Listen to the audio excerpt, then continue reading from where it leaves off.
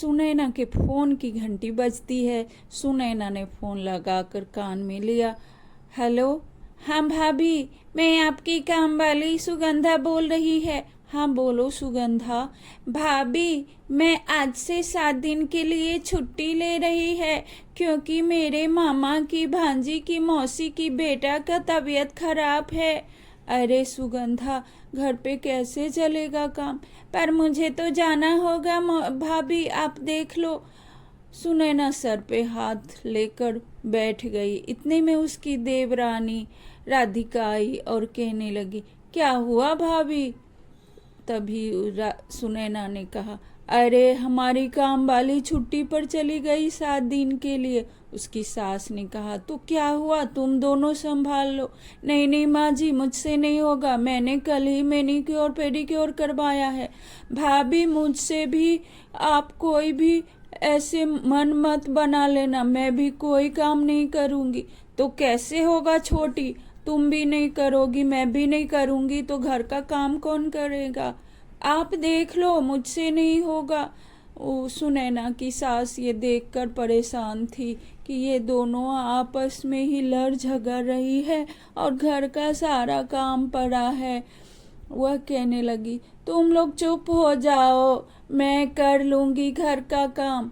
नहीं नहीं माँ जी, ये क्यों नहीं करेगी? और दोनों बहुएं लड़ झगड़ कर अपने अपने रूम में चली गई।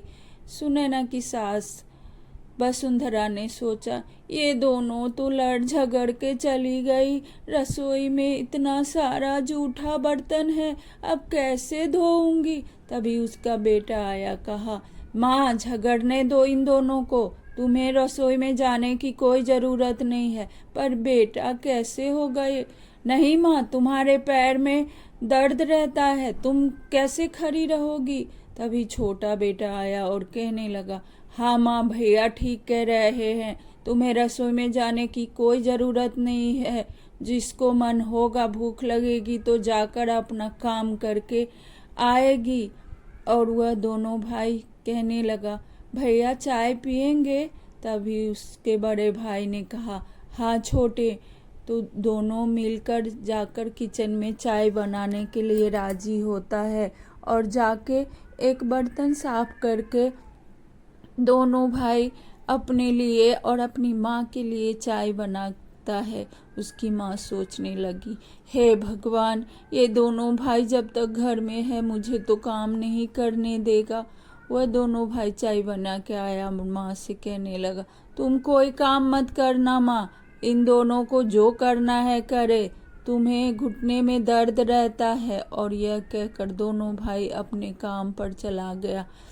सुनैना की सास वसुंधरा रसोई में आई और सारा बर्तन धोया और रसोई को पूरा एकदम साफ सुथरा करके अपनी बहुओं को लिए छोड़ दिया और सोचा। वह थोड़ा सज्जन प्रवृत्ति की थी। तभी उसकी दोनों बहुएं रसोई में आई। यह देखकर दंग रह गई। ये क्या दीदी, माँ जी ने पूरा रसोई साफ कर दिया और बर्तन भी साफ कर दिए, ये अच्छा नहीं हुआ दीदी। हाँ छोटी, हमें करना चाहिए था, माँ का इतना उम्र हो गया है। ये लो नाश्ता, माँ को दे के आओ। हाँ छोटी, मैं भी यही सोच रही हूँ, अब हम दोनों मिलकर घर का काम करेंगे, क्योंकि ऐसे हम लड़ते रहे तो इससे माँ जी परेशान हो जाएंगी और ये अच्छी बात नहीं है। हाँ भाभी, हम दोनों मिलकर घर का काम कर लेंगे, 7 दिन की तो ही बात है, फिर अपनी सुगंधा आ जाएगी। यह सोचकर दोनों बहुएं काम करने लगी। यह देखकर वसुंधरा बहुत खुश हो गई। धीरे धीरे समय बीता और उसकी नौकरानी सुगंधा भी आ गई और काम करने लगी। हमें कभी भी अपनी प्रॉब्लम को इतना बड़ा नहीं बनाना चाहिए कि उसका सॉल्यूशन नहीं आए।